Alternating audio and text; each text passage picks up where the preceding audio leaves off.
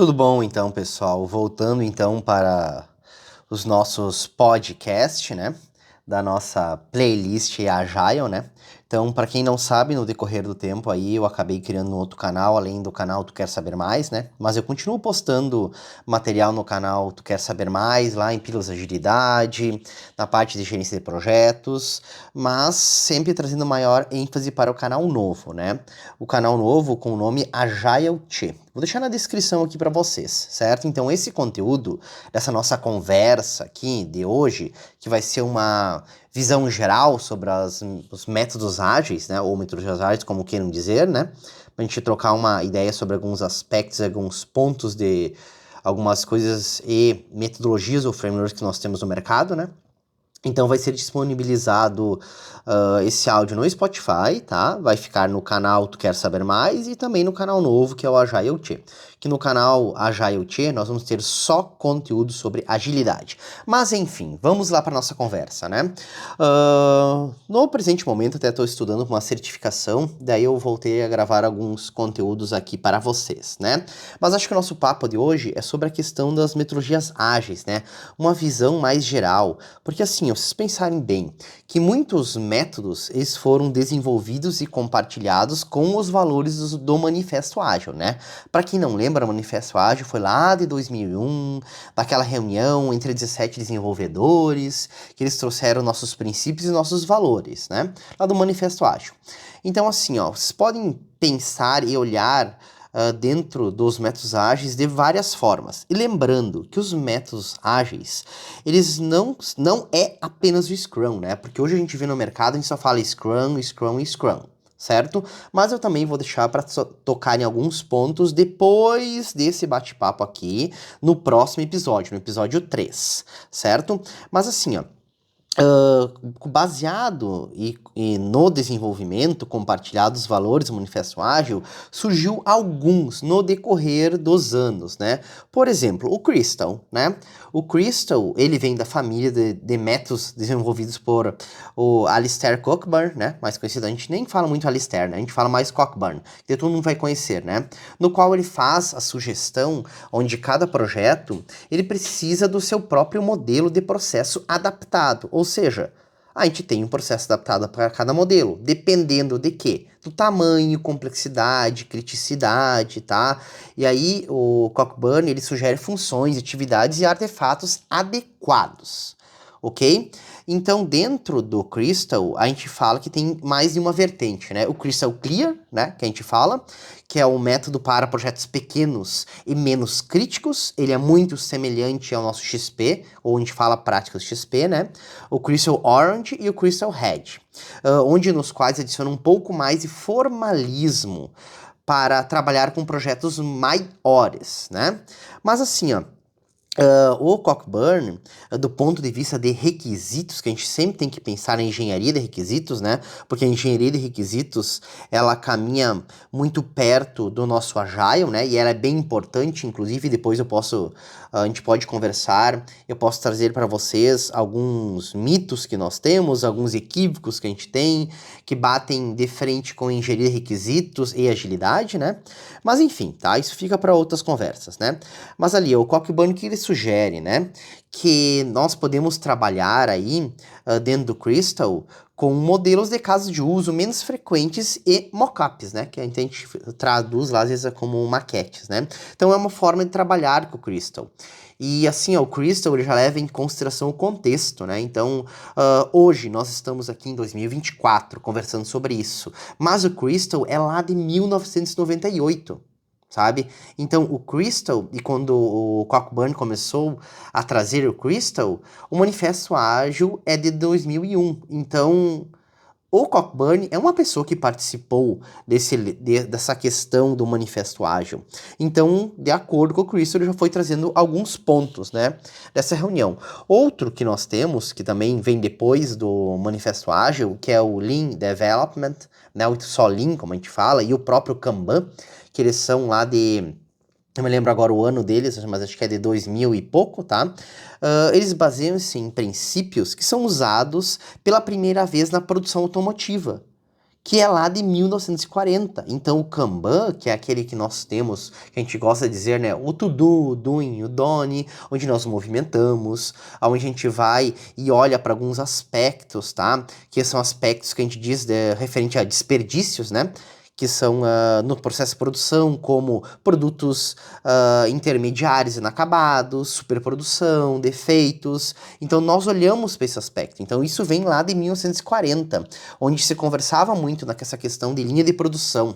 A gente olhava o que tem para ser feito, o que está fazendo, o que vai ser entregue. Mas, no meio desse processo, a gente olha, né, para as coisas que estão inacabadas, defeitos, e assim a gente vai indo e vai tratando com eles. Mas o grande detalhe ali do Lean, né, e do Kanban, do Lean Development, né, e do Kanban, literalmente acelerar a entrega final. Então, nós olhamos para todo o processo, sempre pensando assim, ó, como que eu posso ver para acelerar a minha entrega final, ok? E depois, lá já um pouco adiante, na verdade bastante adiante, né, que nós temos mais de uma versão do nosso próprio Scrum, né, porque o Scrum, ele faz parte das metodologias ágeis, né, mas o Scrum ele é considerado um framework para desenvolvimento e para sustentar produtos complexos. Por que a gente diz isso, tá? Até porque assim, ó, o ágil em si, ele não é só o Scrum. Isso a gente pode trazer, por exemplo, para o Design Thinking, Design Sprint, entre outras coisas que nós temos. Mas como eu prometi para vocês, a gente conversa no próximo episódio aqui, tá? Mas assim, ó, o nosso Scrum, a gente diz que ele é o nosso framework, né? E na verdade é um dos frameworks mais utilizados. Mas você não tem que pensar nele e só usar ele. Porque dentro do Scrum nós podemos aplicar outras práticas, como muitas empresas fazem isso, tá? Então a gente traz práticas dentro do Scrum justamente para melhorar e olhar para um produto de uma forma um pouquinho diferente e ter entregas mais efetivas, né? Não só entregas, né? Mas qualidade nas entregas também. Mas o Scrum, ele se concentra no desenvolvimento incremental e iterativo, ou seja, tu sempre pretende numa sprint entregar algo funcional e ir incrementando, tá? E aí a gente entra numa discussão muito grande, né? Quando a gente fala dentro do Scrum, que é, beleza, será que nós conseguimos ter algo incremental para a próxima entrega? Às vezes a gente não consegue dentro daquela sprint, que às vezes a gente precisa 2 sprints, ou nós temos algo que ficou quase pronto, mas tudo vai estar dentro do nosso DOD, né, Definition of Done, né, a nossa definição de pronto. O que é o pronto dentro da nossa equipe? Beleza? Mas isso a gente sempre acerta a nível de organização e de equipe. Mas esse nosso Scrum, né, ele identifica como 3 funções principais que nós temos, né? O nosso proprietário do produto, né, que é o nosso Product Owner, né? Então, é no qual faz o gerenciamento do backlog do produto, ou seja, é ele que entende as definições da visão e todos os requisitos que são levantados para o produto. Lembrando, a gente conversa mais adiante sobre requisitos, que requisitos, a engenharia de requisitos, né, ou então requisitos de software é muito importante dentro de um produto. Depois, qual outro aspecto nós temos no nosso Scrum? A equipe de desenvolvimento, né, que é quem vai implementar aqueles requisitos levantados, ou seja, ele vai entregar o que estava no backlog lá no final. Então ele vai decrementar nosso backlog, né? Em sprints curtas. Nossos sprints aí variam de 1 a 4 semanas. E outra pessoa muito importante, que é o meu papel que eu desempenho na empresa onde eu trabalho, que é o Scrum Master, no qual ajuda no monitoramento do processo e principalmente na mediação entre os outros papéis, ou seja, entre o PO, né, e entre os desenvolvedores. O Scrum Master, ele não vai ficar fazendo levantamento de requisitos, não, ele vai auxiliar o PO. Em muitos momentos, o Scrum Master acaba fazendo reuniões com o PO, e na verdade, a gente pode, no decorrer das nossas sprints, nós temos reuniões de refinamento, o qual a gente vai juntar quem? A equipe de desenvolvimento junto com o PO, justamente para discutir e detalhar o que vai ser aplicado nas próximas sprints, certo? Outro que nós temos no mercado também, que é bem antiga, é o TDD, o Testing Driven Development, né? Que na verdade, o que ele se baseia? Ele se baseia na ideia central de escrever testes antes de codificar a funcionalidade correspondente. Então, eu crio o teste para depois codificar. Mas lembrando que o TDD, ele está bem ligado à questão da especificação, tá? Então, nós temos que ter uma especificação exata e detalhada dos requisitos do produto.